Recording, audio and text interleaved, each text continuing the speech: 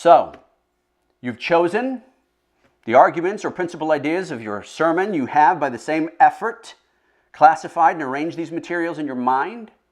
It remains for you to give a form and a body to the results of these first two operations, that your thoughts on the subject might become the thoughts of others. That's what you're trying to do, implant these thoughts into their minds.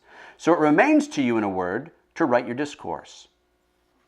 Elocution, then, has a twofold function in this, because your writing is elocution.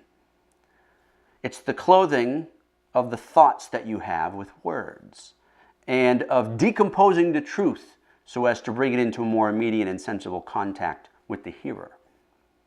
However, it's not a point of view of immediate importance to us in the question that we're engaged in, and we confine ourselves to what I've indicated in past lectures.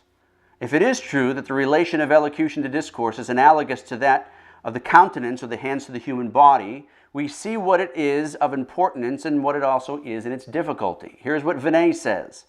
It is with language, as with a violin, that we must learn to play it. You just don't get up and start speaking. You have to learn how to do this correctly. One does not come into the world with skill to handle the bow. You have to learn how to do it.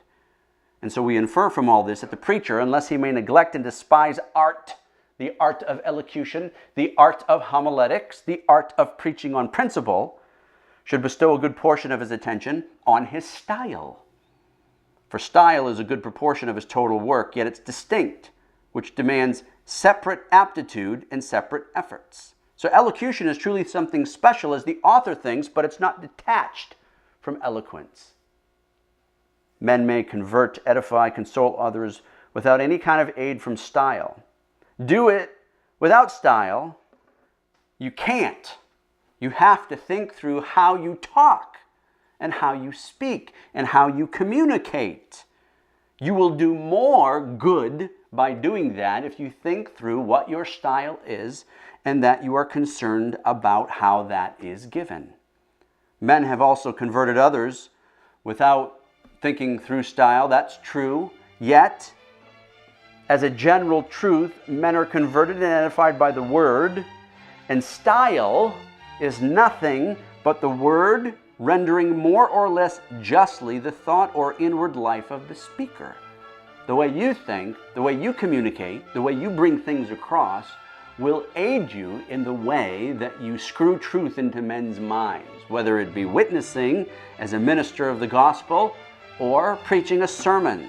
Ministers have no right to speak of divine things, the divine things of God, in a bad style.